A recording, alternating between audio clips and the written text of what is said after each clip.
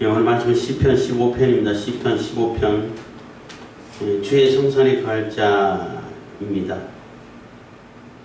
시편 15편은 다윗의 시이면서 지혜의 시라고 그러죠. 사람들의 교훈을 위해서 또 어떤 자세로 살아야 할지, 어떤 사람이 하나님 나라에 합당한지를 이렇게 설명해주고 있는 시라고 말할 수 있습니다. 이 시의 배경이라든지 저작 동기라든지 이런 것이 안 나와 있기 때문에 배경은 그래도 그냥 추측하기를 그래도 이 시를 언제 썼을까라고 이렇게 나름대로 생각해 볼 수 있는데, 그래도 가장 합당한 배경이라 그러면은 그 여호와의 법궤, 하나님의 법궤를 다윗성에 안치시키고 거기에 새로 장막을 지어서 새로 이렇게 안치시킨 다음에 아마 지었지 않았을까. 이곳이 바로 하나님 나라고 하나님 성산에 거하고 하나님과 함께 유할 자들이다라는 그러한 그 시를 쓴 것이 아닐까 이런 생각하지만은 뭐까지 추측입니다. 어쨌든 하나님 나라에 합당한, 하나님 나라에 거하기, 하나님 나라의 구성원으로서, 하나님 나라의 일원으로서 이렇게 지낼 수 있는 그러한 사람의 모습이 어떠한가를 이렇게 설명해주고 있는데, 그 적극적으로 이렇게 긍정적인 자세, 이렇게 소극적인 자세, 적극적인 자세, 소극적인 자세 이렇게 표현을 했던데, 그 다섯 가지 해가지고 10가지를 이렇게 얘기를 하고 있는 겁니다. 사실 이 시편 15편 내용에 있는 그러한 모습이 사실 우리가 추구하고 사실 정상적인, 상식적이고 정상적인 사회라고 말할 수 있죠. 여기서 벗어나고 여기서 자꾸 왜곡시키고 이 말씀에서 벗어나는 이런 모습은 왜곡된 것이고 죄악된 것이고 결국은 하나님의 심판을 부르는 그러한 사회밖에 안 된다는 것입니다. 그래서 이 주의 성산에 거할 자들의 사회의 모습이 결국 예수님께서 재림하실 때에 완전한 우리가 천국을 이루어 살 때 이런 모습이다, 완전한 모습이라고 말할 수 있겠지만은 우리가 이 땅에 사는 동안에도 이런 천국 하나님 나라를 이루어갈 수 있도록, 이런 사회를 만들어갈 수 있도록 이게 경험하면서 또 믿음을 가지고 이런 하나님 나라의 사회를 이렇게 세워가도록, 확장시켜 가도록 노력하는 삶이 우리의 온전한 올바른 삶의 자세다라고 말할 수 있다는 것입니다. 그래서 주의 성산에 주님 나라에 거할 자의 모습은 어떠한 모습인가를 이렇게 설명해 주고 있는 것입니다. 15장 1절입니다. 15편 1절 여호와의 주의 장막에 유할 자 누구오며 주의 성산에 거할 자 누구오니까. 그래서 주의 장막에 거할 자, 주의 성산에 거할 자, 하나님이 함께 하시는, 하나님께서 택하신 그곳, 하나님이 임재하시는 그곳, 또 하나님께서 세우시는 하나님의 보호 아래 있는 그 성산, 예루살렘이라고 말할 수도 있는데, 그 주의 장막, 성전이라는 표현보다는 장막이라는 표현을 썼죠. 어쨌든 거기 유할 자 누구입니까 하고 이게 문답형 시라고 말할 수 있어요. 시편에도 가끔가다 문답형 시가 종종 나오는데 질문하고 또 거기에 대해서 답을 하고 이러한 시가 바로 문답형 시인데, 이것도 이렇게 문답형 시라고 말할 수 있습니다. 그래서 주에서 하나님 나라에 살기에 합당한 자가 누굽니까? 어떤 사람이 주님의 나라에, 주님께서 정하신 그 성산에, 그리고 하나님이 임재하신 가운데 임마누엘의 하나님을 이루는 그곳에서 살 수 있는 조건을 갖춘 자이겠습니까? 라고 이렇게 질문하는 거라고 볼 수 있습니다.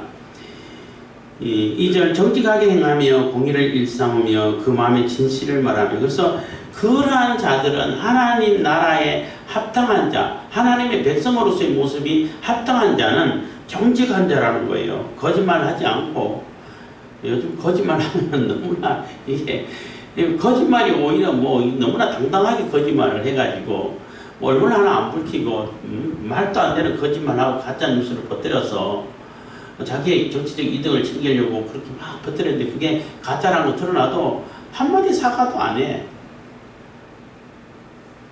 참 뻔뻔하다, 너무나 뻔뻔하다 이런 생각을 많이 하게 되는데 그런 자는 하나님 나라에 합당하지 않다는 거예요. 정직한 자가 마음에 바르고 깨끗하고 정직한 자가 하나님 나라에 합당한다는 것입니다. 그리고 공의를 일삼으며 공의를 일삼는다는 얘기는 생활 그 자체가 어쩌다 공의를 실행하는 것이 아니라 생활 그 자체가 내가 생활하고 행동하는 그 모든 것이 다 공의를 중심으로 공의를 근거로 해서 하나님의 의를 따라서 그렇게 실행하는 자, 그런 사람이 하나님 나라에 합당한 자라는 거죠. 그 마음의 진실을 말하며, 그래서 그 마음의 진실을 말한다는 얘기는 정직하게 행한다는 얘기하고 뭐 통하는 얘기입니다만은 내 마음, 자기 스스로도 속이지 않는다는 거죠. 그래서 내 마음의 진실을 말한다는 얘기는 누구하고 다른 사람하고 관계에서 정직하면 아, 저 사람 정직한가 보다 이렇게 생각하는데 다른 사람하고 관계가 아니라 나 스스로에게도 진실을 말하고 진실된 삶을 살고 하나님의 공의를 따라 살고 하는 그러한 자가 하나님 나라에 합당하다는 것입니다. 3절 그 교회로, 그러니까 이게 긍정적인 거 세 가지 있죠. 이제 이번에는 소극적인, 조금 소극적이라고 해야 되나요? 해야 될 거, 하지 말아야 될 거 세 가지를 얘기하는 겁니다. 그 혀로 참소치 아니하고, 그래서 혀로 참소치 않는다는 얘기는 자꾸 헐뜯는 얘기를 안 한다는 얘기예요. 사람들 그냥 앞에서는 좋은 얘기하다가 뒤에서는 뭐 뒷담화 한다고 요즘 많이 쓰는데 그 자꾸 헐뜯는 얘기하고 깎아내리고 그 사람을 어떻게 하든 명예를 실추시켜가지고 그 망하게 만들고 이런 짓을 하지 않는다는 거예요. 근데 지금 정치권에서 보고 우리가 뭐 보다 보면 이 사회에서 보다 보면 너무나 많죠. 오히려 그걸 잘하는 사람이 아주 이게 정치적인 능력이 있다고 이런 평가를 받을 정도로 어이없는 사회를 살고 있는 겁니다. 그렇지만은 하나님 나라에는 합당하지 않다는 거예요. 절대 하나님 나라에는 절대 들어갈 수 없는 자들이 그러한 자들이라는 것입니다.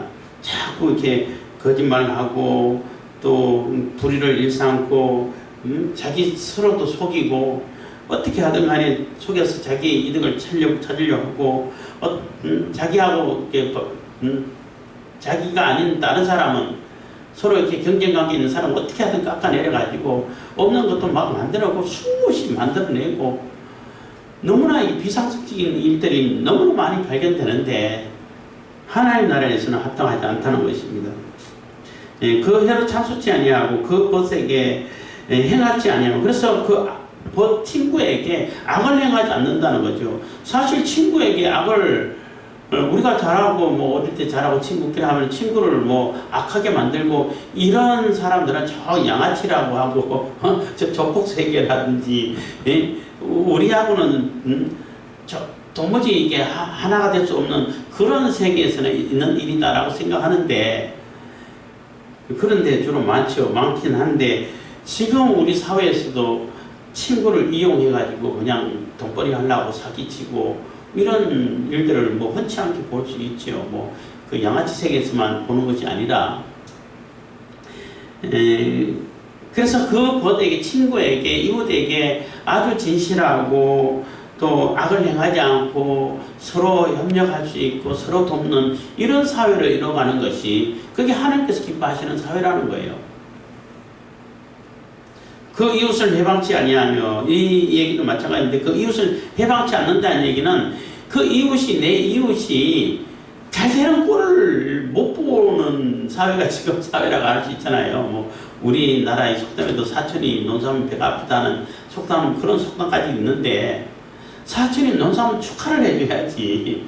아유, 그동안 수고 많이 했고 얼마나 그 논사하기 위해서 참 절약도 하고 고생 많았냐 이렇게 위로를 해주고 칭찬을 해주고 축하를 해줘야지. 왜 배가 아파? 그런 사회가 하나님께서 기뻐하시는 사회가 아니라는 거예요. 하나님께서 세우시고자 하는 그런 사회는 아니라는 겁니다. 그 이웃이 무슨 일을 할 때 오히려 더 잘할 수 있도록 뭐 너는 너답게 나는 나답게 뭐 이런 표현을 뭐 쓰는 분들이 많이 있던데 하나님께서 마찬가지예요. 그 사람에게 달란트를 주셔가지고 그 사람이 그 사람답게끔 하나님께 주신 달란트에 따라가지고 그 사람이 감당할 수 있는 해야 할 일을 최선을 다해서 잘 할 수 있도록 만들어주는 것이 그게 합당한 사회죠. 올바른 사회고 그게 당연하고 상식적인 사회인 겁니다. 그런데 어떻게 하든 간에 그 이웃이 잘 되지 못하게끔 방해를 하는 것 조금만 이렇게 잘 가르쳐주고 또 얘기를 해주고 정보를 주면은 잘 할 수 있을 텐데 아니면 조금만 이렇게 그 지원을 해주면은 일어날 수 있는데 그것까지 남이 지원해주는 것까지 다 못하게 만들어버리고 뭐 행정적으로 법적으로도 아주 어렵게 만들어버리고 그래서 어떻게 하든 간에 사람들이 못 살고 해방 놓고 망하게 만들고 이렇게 하는 사회가 이게 절대 하나님께서 기뻐하시는 사회가 아니지요. 뭐 대기업 얘기도 뭐 어떤 유튜브에서 많이 하던데 그 대기업이 있으면은 우리가 못 사나요? 대기업이 있으면은 중소기업도 잘 되고 우리가 많은 일자리 양질 일자리가 많아가지고 우리도 오히려 혜택을 많이 받아요. 대기업을 없애가지고 다 나눠가지면 우리가 부자 되나요? 같이 망해요. 나눠가지고 잠깐 썼어 못하면은 뭐 어떻게 할 건데 그 생산 능력을 누가 어떻게 나타낼 수 있는데 뺏어 먹을 데가 없는데 그래서 뭐 세계 뭐 몇 대 부자 뭐 쭉 나열했는데 한국은 그래도 10대 경제국이라 하는데 10위 안에는 고사하고 100위 안에도 들어가는 사람이 없어. 삼성이 유일하게 들어갔는데 250인가 뭐 그 등수에 들어가 있다는 거예요. 유일하게 한 사람 들어가 있다는 거예요. 그게 이해가 안 간다는 거죠. 경제 규모가 10대가 정도 되면 기업들도 활발해서 그래도 몇 사람이 이렇게 나와야 되는 것이 그게 정상이고 상식이 아닐까 했는데 없다는 거예요.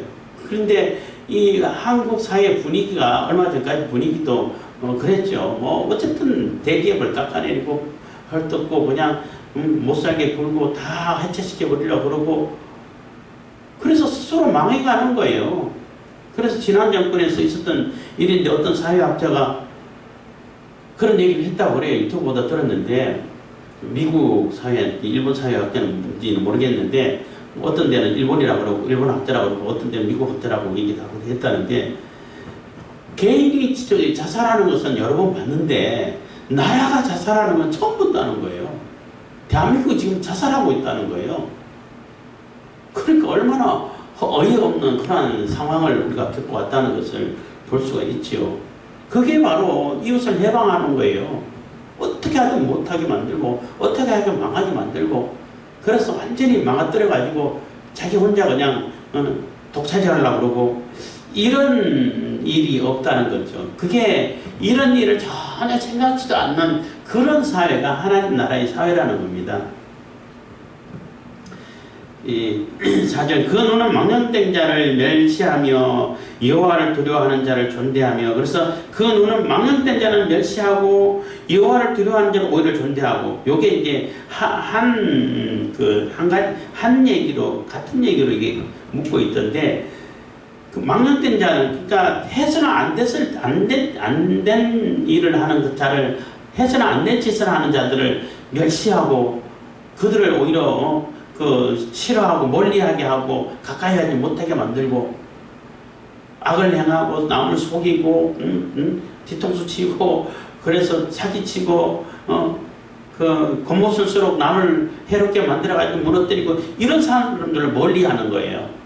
그런 사람들을 멀리하고 오히려 그런 사람들을 멸시해서 가까이 하지 못하게 만들고 오히려 여호와를 두려워하는 자, 하나님을 두려워하는 자고 하나님 말씀대로 살려고 하고 하나님의 공의를 따라서 정직하게 살려고 하는 이런 자들 그런 자들을 오히려 존중해주고 존대해주고 이 사회에서 활개를 칠 수 있도록 오히려 대접받을 수 있도록 이렇게 만들어준 사회가 그게 올바른 사회죠. 그리고 그런 사람이 필요한 자가 그러한 사람이 오히려 그렇게 그러한 사고방식을 가진 사람이 하나님 나라에 합당한 자라는 것입니다. 그 마음에 서원한 것은 해로울지라도 변치 아니하며, 그래서 그 마음에 서원한 것은 해로울지라도 변치 아니하며 한 얘기는, 이게 사람이 살아가고 생활하다 보면은 이렇게 좀 절실할 때가 많이 있어요. 있으면은 그 절실함을 해결해주는 조건으로 하나님께 서원할 때가 많죠. 약속할 때가 많아요. 하나님 이 병만 고쳐주시면은, 또 이것만 해주시면은, 이렇게 해가지고 이렇게 서원할 때가 많은데, 많은 경우들이, 제가 볼 때 많은 경우들이, 이게 어디 화장실 들어갈 때 마음과 나올 때 마음이 다르다는 그런 얘기도 있는데, 그 절실하고 절박할 때는 막 뭐든지 다 할 것 같아가지고 막 약속을 하는데, 막상 그것이 해결되면은 언제 그러냐 듯이 잊어버린다는 얘기예요. 안 지켜요. 그래서 나는 이것을 지킬 수 있고 이렇게 살기를 각오를 가지고 하나님 앞에 나와서 하나님과 자원해서 언약하는 경우도 있죠. 자원해서 서약하는 경우도 있어요. 그런 절실한 경우를 안 당해도 자원해서 서약하는 경우도 있는데, 그런 경우보다 절실해가지고 조금 무서워하는 경우들이 훨씬 더 많죠. 어쨌든 간에 서약을 했는데 그것을 지키려고 하다 보니까 그때는 충분히 지킬 수 있을 것 같았는데, 점점 상황이 좀 바뀌어가지고 지키기가 좀 어려워졌어. 이게 내가 그 서원을 지키게 되면 내가 많은 손해를 입을 수밖에 없는 그런 상황이 와도, 그 약속은 끝까지 지키는 자가 하나님 보실 때에 올바른 자세라는 거예요. 이 서원 얘기하면은, 잘못된 서원 얘기하면 입다를 주로 많이 들죠. 입다가 해서는 안 되는 서원을 한 거예요. 아니, 하나님께서 승리를 주시면은 같이 즐거워하고, 같이 또 이제 재물을 드려가지고 같이 하나님께 번제하면서 같이 기뻐하겠습니다, 이런 소원을 해야지. 왜 가장 먼저 하냐면은 그 사람을 번제로 드린다고, 그 사람을 잡아가지고 인신제사를 한다고, 그 말도 안 되는 소원을 왜 해요? 하나님께서 인신제사 절대 기뻐하지 않으셔요. 그러니까 서원 자체가 잘못된 거예요. 사실은 잘못됐는데, 그래서 그 암몬 자손을 물리치고 들어왔는데, 자기가 가장 사랑하는 그 무난도 운명이에요. 딸 하나밖에 없어. 그 딸이 나와서 환영하면서 하나님을 찬양하면서 아빠 잘했다고 하니까 얼마나 눈앞이 캄캄하냐는 거예요. 이미 그 서원을 했는데, 이미 서원을 해버렸고 하나님 앞에 그 약속을 뱉어버렸는데, 그러니까 그런 서원을 할 때 이 말씀은 그 주안점이 요점이 뭐냐면은, 그 강조점이 뭐냐면은, 서원할 때 제발 좀 신중하게 하라는 얘기예요. 함부로 하지 말라는 얘기예요. 사실은 그 얘기를 하고 싶어 하는 거예요. 그렇지만은 했다고 하면은 끝까지 지켜라는 거죠. 그래서 이따가 결국은 서약을 지켰어요. 지켰기 때문에, 물론 거기에는 죽었다는 이런 언급이 안 나왔기 때문에 아마 처녀로 하나님께 드려져서 처녀로 하나님께 봉사하다 그냥 지냈다 이렇게 해석하는 사람들도 있는데, 그렇게 해도, 그러면 그렇게 슬퍼했을까? 눈앞이 캄캄했을까? 아마 그러니까 번제로 드려지지 않았을까, 이런 생각을 합니다만은, 어쨌든 일단은 그래도 지켰어요. 그래서 잘못된 그 서원을 얘기할 때도 입다를 얘기하고, 그래도 끝까지 그 서원을 지킨 그러한 사사를 얘기할 때, 예를 들 때 입다를 주로 얘기를 합니다. 그것처럼 서원했으면 지켜야 된다는 거예요. 그래서 서원할 때 함부로 되지도 않고, 자기 할 수도 없고 할 능력도 없고 할 자신도 없으면서도 이러겠습니다 저러겠습니다 이렇게 남발하는 분들도 가끔가다 보긴 있긴 있더라고요. 저거 책임도 못 질 일인데 어떻게 하려고 저런 얘기를 막 해. 그럼 막상 그러고 다음에는 책임 못 져가지고 나 몰라라 배짜라고, 속된 말로 배짜라고 이러기도 하고, 그거 얼마나 무책임해요. 그런데 하나님 앞에서도 그러면 안 된다는 거죠. 하나님 나라에서는 내가 약속한 그 약속을 신중하게 해야겠지만은, 신중하게 약속했으면은 끝까지 지킬 수 있는 신뢰를 주는 그러한 자세가 필요하다는 것입니다. 그러한 자세를 보이는 자들이 하나님 나라에 합당한 자가 된다는 것입니다. 5절 별리로 대금치 아니하며 별리로 대금치 않는 얘기는 고금리 때문에 너무나 사람들이 어려워하고 완전히 그게 얽매여서 뭐 노예 생활을 하고 뭐 악덕한 사람들은 뭐 이자를 붙여가지고 뭐 조금 빌려주고 뭐 10배 20배 계속 뜯어내고 받고 뭐 정말로 흡혈귀라고 말할 수 있을 정도로 악한 짓을 하죠. 그렇게 하면 안 돼. 그렇게 하는 자들은 하나님 나라에 합당치 않다는 거예요. 그래서 유대인들, 이슬람 사람들도 마찬가지인데 같은 유대인들끼리는 이게 이자를 받지 말라고 그랬어요. 율법에. 물론 이방인들에게는 받아도 된다고 나와 있지만은 그래서 위에게는 친구를 도와줄 때도 정말로 그냥 줘버리면은 이건 또 나태해져가지고 쓰다가 안 갚아도 돼. 그렇게 생각하면은 그냥 자기가 성공시키기 위해 가지고 최선의 노력도 안 하고 그것을 아주 귀한 것으로 여기지 않고 허비를 해버리고 이렇게 만단 말이에요. 그러면 원금은 갚아라. 이자는 안 받을 테니까 원금은 갖고 이걸 가지고 일어설 수 있는 그러한 자원으로 삼아라 해가지고 도와줄 수 있는 이런 자세가 돼야 되는데 막 높은 이자를 그래서 유대인들은 이자를 받지 말라고 했기 때문에 받기가 꺼림직하고 또 별로 그러니까 이자 받는 자체가 이게 뭔가 꺼림직해 그래갖고 이자 놀이를 못하고 하다가 주로 이제 유대인들이 은행업을 주로 많이 차지 이자를 많이 받는 것이 아니라 쬐끔 받으면서 금융업을 시작했다 이런 얘기도 있더라고요. 그래서 유대인들이 돈을 많이 벌게 되고 그러니까 또 유럽에 있는 사람들이 유대인들이 고개에 얄미우니까 학살도 하고 이랬다고 얘기도 있었는데 어쨌든 이게 고금리가 문제인 거예요. 합당한 금리를 받으면 그래도 그것도 그러면 감사한데 합당한 금리도 아니고 너무나 높은 이자를 받으면 안 되고 또 이자 받는 거는 더 나쁘고 왜 이자를 받아? 그러면 안 돼요. 그거는 고금리도 나쁜데 고금리보다 더 나쁜 짓인 거예요. 그거는. 그래서 누구를 도와주려고 하면은 사실 원금은 갚으세요. 꼭 갚으셔야 됩니다 하고 약속을 해주지만은 이자는 안 받는 것이 오히려 도와주는 거죠. 그래서 그런 짓 하지 말라는 거예요. 하나님 나라에 그런 자들 절대 합당치 않다는 것입니다. 그래서 고금리 받는 자들은 그 어려운 자들이 또 힘든 자들이 주로 이제 돈을 빌리잖아요. 그러면 그 사람들이 고생하고 완전히 그 사람들도 완전히 허필기나 마찬가지가 되는 거예요.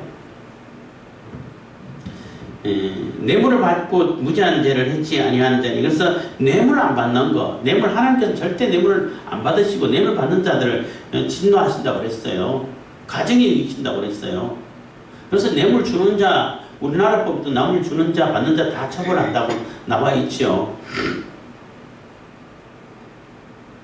그리고 우리가 이제 하나님 앞에 생각해 볼 때 헌금 얘기를 잠깐 하면은 내가 드리는 헌금이 뇌물이 되면 안 된다는 얘기예요. 같은 헌금을 하면서도 뇌물로 바쳐지면은 하나님께 받을 상급이 하나도 없어요.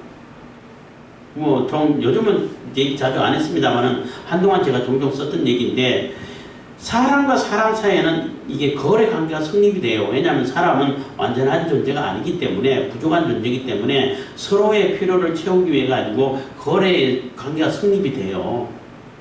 근데 하나님하고 사람하고는 거래 관계가 자체가 성립이 안 돼요. 왜냐하면 하나님은 그러니까 부족한 부분이 하나도 없어. 심지어는 이 우주 자체가 다 사라져도 하나님 존재하시는데 하나님 육강에는 아무런 지장이 없어요. 그렇지만 우리 이 세상을 우리 사랑하셔가지고 그래도 우리를 붙들어 주시고 보내주시고 하는 거 너무나 감사하고 크신 은혜죠. 그렇기 때문에 사람과 하나님 사이에는 거래 관계가 성립이 안 돼요. 그런데도 불구하고 자꾸 사람들이 하나님께 자꾸 뇌물을 드리려고 해. 헌금을 뇌물로 드려요. 그럼 그 헌금이 물론 뭐 우리 목사님들이라든지 교회에서는 그게 뇌물인지 헌금인지 모르죠. 헌금이다 생각하고 기도하면서 감사하면서 하나님 앞에 하나님 나라를 위해서 온전히 쓸 수밖에 없는데, 그렇게 쓰면서도 그분하고 하나님과 사이에서는 뇌물로 판명이 되면 하나님 다 아시잖아요. 뇌물로 여겨져 버리면은 내가 받을 상급이 하나도 없어져 버린다는 얘기예요. 오히려 책망을 듣게 되겠죠. 그래서 자꾸 이제 자주 쓰는 얘기가 경건을 이익의 재료로 삼으려고 하지 말라는 거예요.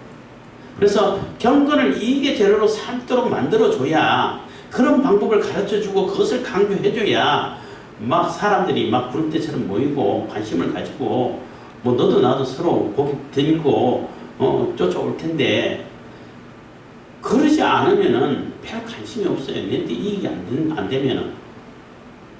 그게 참 어려운 문제 중에 하나인데, 그래서 오히려 내 이익을 경건의 재료로 삼아야 된다고 강조를 많이 하는데, 사람들은 그건 또 싫어해.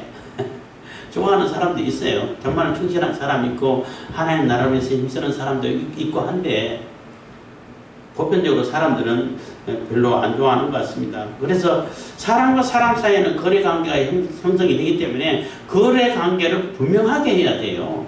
아까 얘기하다 말았는데, 분명하게 해야 된다는 얘기는 뭐 정서를 써주고 물론 그것도 써줘야 되겠지만은, 내가 주는 건 주는 거고 내가 이것을 값을 해가지고 판매하는 거고 분명한 것을 이렇게 설정을 해야지, 내가 이렇게 판매하면서도 내가 선의로 덤으로 더 주는데 얘기를 안 하고 그냥 주게 되면은 그게 그 값이라고 생각해 버린다니까요, 사람들은. 자꾸 이렇게 뭐 이런 얘기 할 때마다 그 예화를 씁니다만은, 어떤 분이 이렇게 그 실험을 했다고 그러잖아요. 매일매일 그 집 앞에 그 통을 하나 만들어 놓고 $1를 넣어놨어. 누구든지 필요한 사람 쓰세요. 이렇게 빈말 써놓고. 그래서 매일 가다 $1씩 하다 보니까 한 달, 두 달 지나고 그 다음에 딱 끊었다고 그래요. 그러니까 어떤 사람은 띵동 벨을 누르면서 그 얘기를 하더라는 거죠. 왜 여기 $1을 안 갖다 놓냐고. 오늘부터 안 갖다 놓기로 했습니다. 왜 안 갖다 놓냐고. 막 화를 내고 뭐 왜 그러냐. 내가 그걸 가지고 오늘 뭘 이렇게 사고 뭘 해야 이렇게 계획을 잡아놨는데, 당신이 여기 $1을 안 갖다 놔가지고 내가 그거 못하고 다 빵꾸나게 생겼다고 어떻게 하냐고 뭐 이렇게 따지더라는 거예요. 웃기잖아요. 그게 사람들의 심리예요. 그렇기 때문에 내가 친절을 베풀고 선의를 베푸는 것은 선의를 베푸는 것이고, 거래는 거래고, 분명하게 거래의 그 관계를 법적으로 분명하게 하면서 내가 편의를 봐주고 선의를 봐주는 것은 선의를 봐주는 거다라고 분명하게 짚어줘야 된다는 거예요. 그거 구분 없이 막 하게 되면은 오히려 그게 올무가 돼가지고 고생하게 돼 있어요. 오히려 내가 선을 베풀었는데 나를 욕을 하게 되고, 더 많이 가져갔음에도 불구하고 더 못 가져갔다가 하고 욕을 하고 비방을 하고 그렇게 되더라고. 그래서 절대 이게 거래 관계는 분명하게 해야 된다는 거죠. 주는 건 주는 거고 받는 건 받아야 되는 것이고, 이 값을 치는 것은 쳐야 되는 것이고, 내가 선의 베푸는 건 선의 베푸는 것이고 분명하게 짚어줘야 사람들은 이해를 해요. 그렇기 때문에 사람들 사이에서는 뇌물이 많이 이렇게 쓰이겠죠. 굉장히 큰 영향력을 미치고 큰 작용을 해요. 그래서 유전 무죄, 무전 유죄 이런 말까지 나오는데, 하나님께서 그거 하지 말라는 거예요. 뇌물 주지 말아라. 이게 진짜 선물인지 뇌물인지 구분을 분명히 해라는 거죠. 특히 하나님 앞에 뇌물을 바치면 과연 하나님께서 기뻐하실까? 오히려 가정이 여기시고 진노하신다고 그랬어요. 그래서 내가 드리는 이 헌금이, 하나님 앞에 드려야겠다는 이 헌금이 하나님 앞에 뇌물이라고 생각하고 드려버리면은, 헌금 드리고 뇌물대는 뇌물대로 드렸는데 내게 들어오는 것은 아무것도 없다는 거예요. 오히려 진노만 들어온다는 거예요. 그래서 뇌물을 받고 무죄한 자를 해치고 하는, 그건 정말 악하지요. 그러한 재판관들, 또 권력 있는 자들 잘 새겨서 들어야 되는 것이고, 하나님 나라에서는 절대 합당치 않은 자들이라는 것입니다. 그래서 뇌물을 받고 무지한 죄를 해치 아니하는 자니 이런 일을 행하는 자는 영영이 요동치 아니하리다. 그래서 이런 일을 잘 지키는 자, 그래서 그 정직하게 행하고 공의를 일삼고 그 마음의 진실을 말하고 또 이렇게 망령되게 하는 사람들 멀리하고 또 참소치 않은 자들, 참소하는 자들 참소치 않고 그러니까 남을 헐뜯지 않고 그 이웃을 해방하지 않고 하나님을 두려워하는 자를 오히려 존경하고 그 사람이 우대받는 사람 사회를 만들고 마음에 서원하는 것은 어려움을 당하더라도 결국은 끝까지 지킬 수 있는 그러한 자세가 있는 자, 그래서 고리대금하지 않고 또 뇌물을 받지 않고 이렇게 행하는 자들은 그 마음에 흔들림이 없다는 거예요. 그 믿음이 흔들리겠어요? 이렇게 살면은 절대 흔들림이 없지요. 완전한 하나님 나라의 백성이 되지요. 근데 우리 인간 사회에서는 이렇게 완전하게 살 수 있는 사람이 있을까? 어렵겠죠.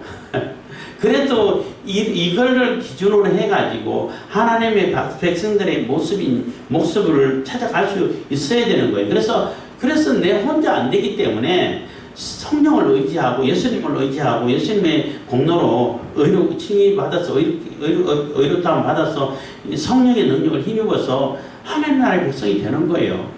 그래서 예수님 재림하실 때 완전한 하나님 이런 사회가 세워지겠죠.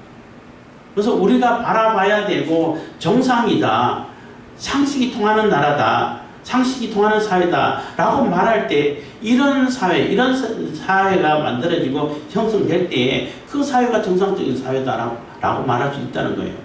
그러지 않고 이 기준에서 벗어나는 일들은 다 왜곡된 것이고 다 악한 것이고 죄에서 비롯된 것이라고 말할 수밖에 없어요. 결국은 그것은 하나님의 진노를 사게 되고 하나님의 심판을 받게 되는 그러한 사회가 될 수 있다는 겁니다. 그래서 결국은 이 사회는 그 하나님의 의를 행하지 못했기 때문에 하나님의 진노를 받아서 결국은 심판을 당해서 멸망당할 것이고, 그렇지만 하나님의 구원의 백성들은 구원의 백성으로서의 하나님 나라에 속해서 하나님 나라를 형성해 갈 것입니다. 그래서 하나님 나라 천국, 또 심판의 나라 지옥이 갈라지겠죠. 그래서 우리가 이 땅에 사는 동안에도 지금 당장은 예수님께서 오시지 않았기 때문에 다시 오시지 않았기 때문에 우리가 이 사는 동안에도 이것을 가지고 하나님께서 기뻐하시는 자, 하나님 나라에 사는 자들이 이런 모습이구나 해가지고 그런 모습을 추구하고 따라가고 실행해가고 만들어가야 되죠. 그럼 이런 사회를 만들어가게 되면은 그게 유토피아가 되는 거예요. 그게 복지의 사회가 되는 거예요. 복지의 나라가 되는 거예요. 그래서 자신의 탐욕을 내려놓고 하나님 나라의 백성으로서, 하나님 나라의 자녀로서의 모습을 온전히 갖춰갈 수 있기를 바라겠습니다. 기도하겠습니다. 사랑해 주신 감사합니다. 이 시간에도 은혜와 복을 주신